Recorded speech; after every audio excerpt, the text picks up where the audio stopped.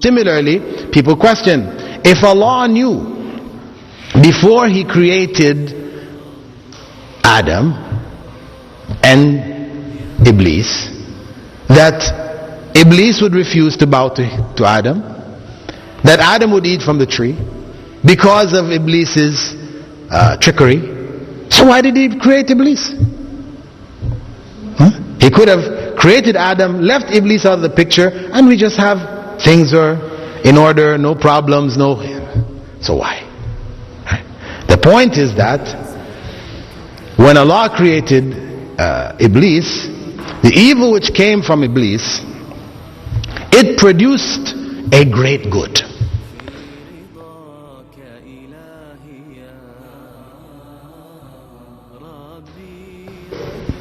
If we look at Iblees and Adam, both of them disobeyed Allah. Adam disobeyed Allah and ate from the tree. Iblees disobeyed Allah and didn't bow in honor before Adam. Some people mistakenly understood or understand that Iblees' refusal to bow is what made him a kafir. But this is not true. This is not true.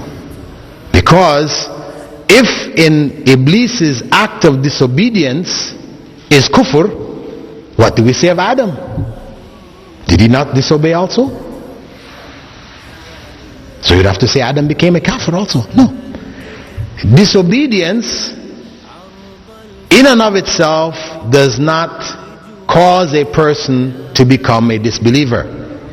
The Khawarij, the group which broke away from the early body of Islam, that was the position they took. If you made any act of disobedience, you became a disbeliever. Finish. This is a deviation. This is an aberration. This is not the correct Islamic understanding. Sin does not make a person a disbeliever.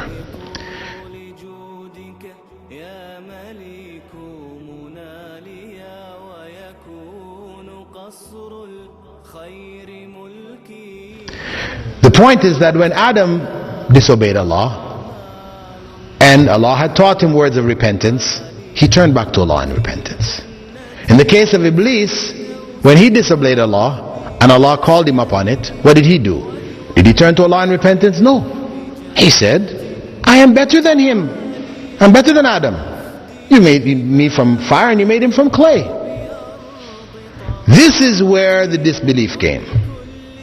Because what in fact he was saying was that it was not befitting for me to bow before Adam because I am superior to him. And the fact that you are telling me to bow before him indicates that you are wrong. Because he's saying, Allah, God, you are wrong in telling me to bow before this who that is inferior to me. It should be bowing before me. This is where now the disbelief comes into play. He's attributing to Allah error. This is a statement of disbelief. Anybody who says Allah made a mistake here, that's a statement of disbelief. This is where the disbelief came.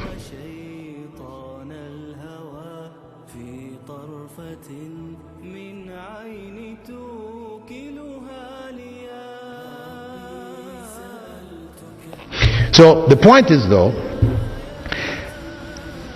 Adam disobeyed Allah, Iblees disobeyed Allah, fell into disbelief. He came and he tricked Adam into disobeying Allah, and when he did so, Adam turned back to Allah in repentance. The turning back to Allah in repentance is one of the greatest acts of worship. Isn't it? Prophet Muhammad ﷺ said what? Kullu bani Adam khata. All of Adam's descendants constantly commit errors.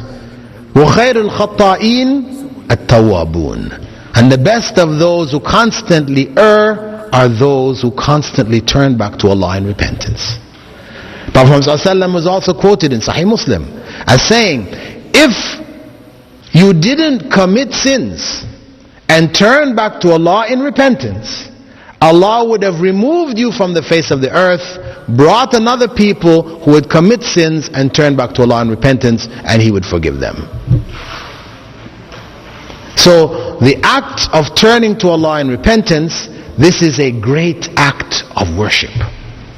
So much so that Prophet Muhammad ﷺ said, "At-ta'ibu min adh-dhanbi kaman la dhanba lah." One who repents from sin is like one without sin.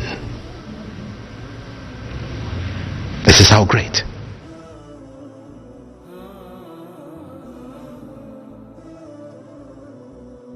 Furthermore, when Adam turned to Allah in repentance, then Allah forgave him.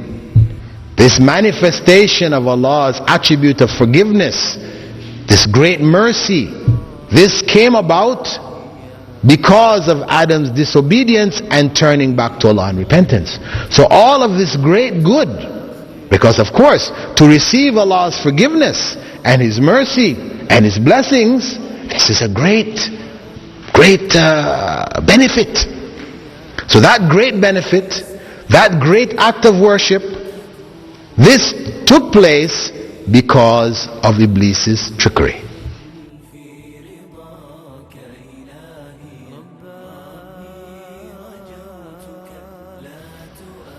So the creation of Iblees was not for the trick, but for the good which came from his trick.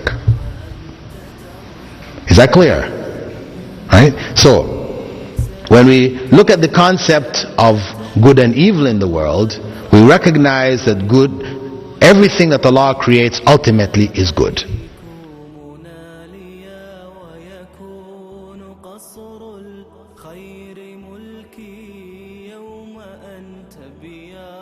أعمال فأخلد عالي